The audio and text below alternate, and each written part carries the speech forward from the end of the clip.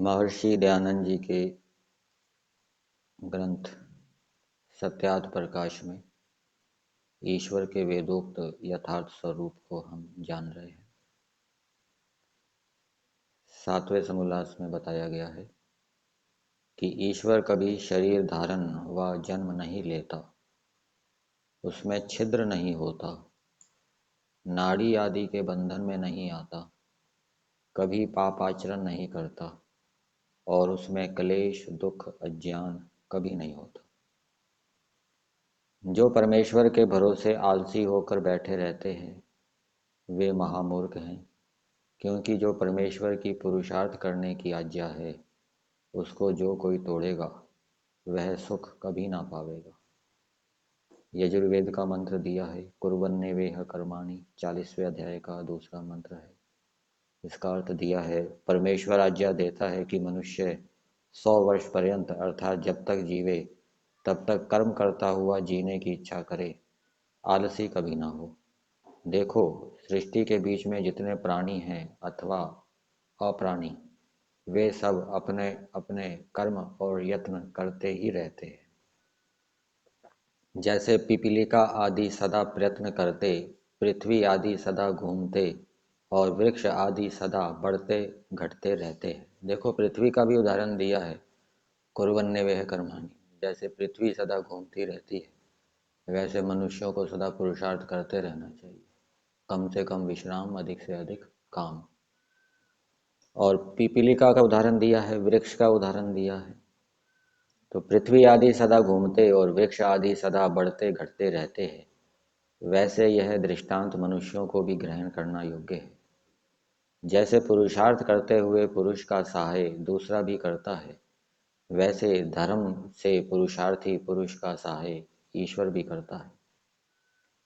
परमेश्वर भी सबके उपकार करने की प्रार्थना में सहायक होता है, हानिकारक कर्म में नहीं। उपासना शब्द का अर्थ समीपस्थ होना है। अष्टांग योग से परमात्मा के समीपस्थ होने और उसके सर्वव्यापी सर्वांतर्यामी रूप से प्रत्यक्ष करने के लिए जो जो काम करना होता है वह वह सब करना चाहिए। फिर आगे दिया, जब इन साधनों को करता है तब उसका आत्मा और अंतःकरण पवित्र होकर सत्य से पूर्ण हो जाता है। कौन से साधनों को करता है? अष्टांग योग से परमात्मा के समीपस्थ होने रूपी जो साधन बताए गए हैं, उन साधनों का जब वो अनुष्ठान करता है, अर्थात अष्टांग योग का जब अनुष्ठान करता है, तो उसका आत्मा और अंतःकरण पवित्र होकर सत्य से पूर्ण हो जाता है। नित्य प्रति ज्ञान विज्ञान बढ़ाकर मुक्ति तक पहुंच जाता है। तो जो योग अष्टांग योग का अनुष्ठान रोज करेगा, प्रतिदिन उसका ज्ञान विज्ञान बढ़ता रहेगा और फिर इतना ज्ञान विज्ञान बढ़ जाएगा कि उसकी मुक्ति की योग्यता बन जाएगी, फिर वो मुक्त हो जाएगा। फिर आगे दिया, जैसे शीत से आतुर पुरुष का अग्नि के पास जाने से शीत निवृत्त हो जाता है, वैसे परमेश्वर के समीप प्राप्त होने से सब दोष दुख छूटकर परमेश्वर के गुण कर्म स्वभाव के सदृश जीवात्मा के गुण कर्म स्वभाव पवित्र हो जाते हैं। इसलिए परमेश्वर की स्तुति प्रार्थना और उपासना अवश्य करनी चाहिए। मतलब कि ईश्वर को अपने समीप अनुभव करते हुए उसकी स्तुति प्रार्थना उपासना करनी चाहिए। तो इस प्रकार से परमेश्वर के समीप प्राप्त होने से सब दोष दुख छूटकर परमेश्वर के गुण कर्म स्वभाव के सदृश जीवात्मा के गुण कर्म स्वभाव पवित्र हो जाते हैं। तो ईश्वर को अपने समीप अनुभव करते हुए ईश्वर की स्तुति प्रार्थना और उपासना एकाग्र मन से करेंगे तो ईश्वर में प्रीति होगी और फिर वो साधक अपने गुण कर्म स्वभाव ईश्वर जैसे भी बनाएगा। इसलिए परमेश्वर की स्तुति प्रार्थना और उपासना अवश्य करनी चाहिए, जिससे इनका फल पृथक होगा, परंतु आत्मा का बल इतना बढ़ेगा वह पर्वत के समान दुख प्राप्त होने पर भी न घबरावेगा और सबको सहन कर सकेगा। क्या यह छोटी बात है? और जो परमेश्वर की स्तुति प्रार्थना उपासना नहीं करता वह कृतघ्न और महामूर्ख भी होता है, क्योंकि जिस परमात्मा ने इस जगत के सब पदार्थ जीवों को सुख के लिए दे रखे हैं, उसका गुण भूल जाना, ईश्वर ही को न मानना कृतज्ञता और मूर्खता है।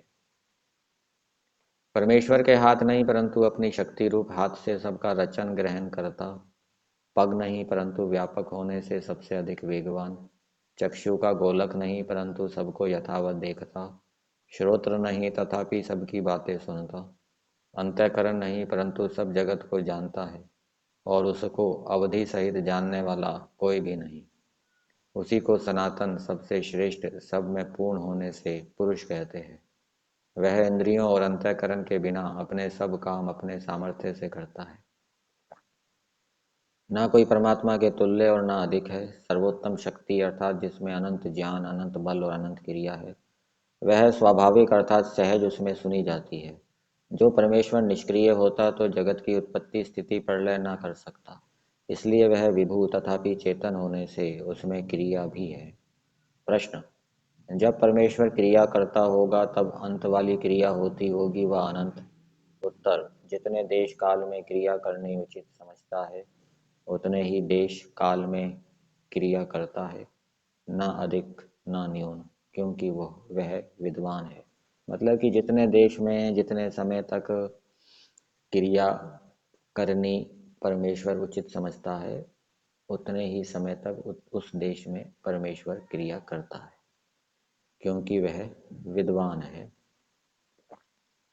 प्रश्न: जो ईश्वर अवतार न लेवे तो कंस, रावण आदि दुष्टों का नाश कैसे हो सके? उत्तर: प्रथम तो जो जन्मा है वह अवश्य मृत्यु को प्राप्त होता है। जो ईश्वर अवतार शरीर धारण किए बिना जगत की उत्पत्ति स्थिति प्रलय करता है, उसके सामने कंस और रावण आदि एक कीड़ी के समान भी नहीं। वह सर्वव्यापक होने से कंस रावण आदि के शरीर में भी परिपूर्ण हो रहा है, जब चाहे उसी समय मर्म छेदन कर नाश कर सकता है।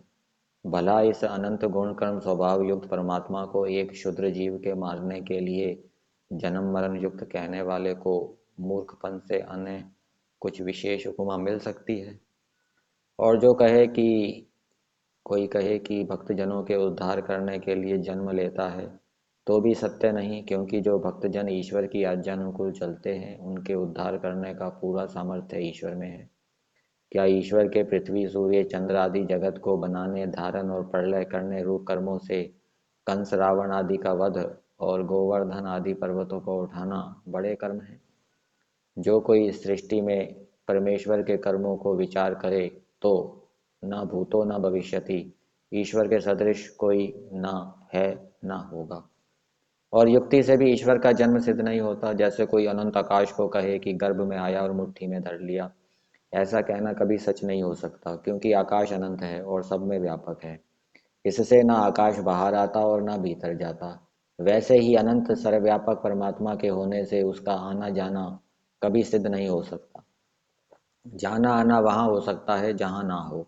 क्या परमेश्वर गर्भ में व्यापक नहीं था जो कहीं से आया, और बाहर नहीं था जो भीतर से निकला? ऐसा ईश्वर के विषय में कहना और मानना विद्याहीनों के सिवाय कौन कहे और मान सकेगा? कौन कहे और मान सकेगा? इसलिए परमेश्वर का जाना आना, जन्म मरण कभी सिद्ध नहीं हो सकता। इसलिए ईसा आदि भी ईश्वर के अवतार नहीं है, ऐसा समझ लेना। क्योंकि राग, द्वेष, क्षुधा, तृषा, शोक, दुख, जन्म, दुख, सुख, जन्म मरण आदि गुण युक्त होने से मनुष्य थे। जो धर्मात्मा और पथ्य के करने वाले मनुष्य हैं उनको ईश्वर के रचे सब पदार्थ सुख देने वाले होते हैं, और जो कुपथ्य करने वाले तथा पापी है उनके लिए सदा दुख देने वाले होते हैं। परमेश्वर ने जीव को शरीर बनाकर दिया और सामर्थ्य दिया, परंतु जीव परमेश्वर की प्रेरणा से कर्म नहीं करते।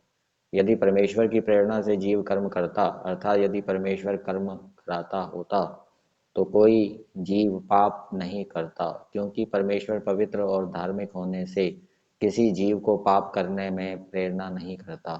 जीव के पास जो शरीर तथा इंद्रियां ईश्वर प्रदत्त हैं, वे सब जीव के अधीन हैं। जो जीव उनसे पाप पुण्य करता है वही भोगता है, ईश्वर नहीं। जैसे किसी कारीगर ने पहाड़ से लोहा निकाला, उस लोहे को किसी व्यापारी ने लिया, उसकी दुकान से लोहार ने ले तलवार बनाई, उससे किसी सिपाही ने तलवार ले ली, फिर उससे किसी को मार डाला। अब यहाँ जैसे लोहे को उत्पन्न करने, उससे लेने, तलवार बनाने वाले और तलवार को पकड़कर राजा दंड नहीं देता, किंतु जिसने तलवार से मारा वही दंड पाता है। इसी प्रकार शरीर आदि की उत्पत्ति करने वाला परमेश्वर उसके कर्मों का भोक्ता नहीं होता, किंतु जीव को भुगाने वाला होता है। इसलिए जीव अपने काम करने में स्वतंत्र हैं। जिस जीव जैसे जीव अपने कामों के करने में स्वतंत्र हैं, वैसे ही परमेश्वर भी अपने कर्मों के करने में स्वतंत्र है।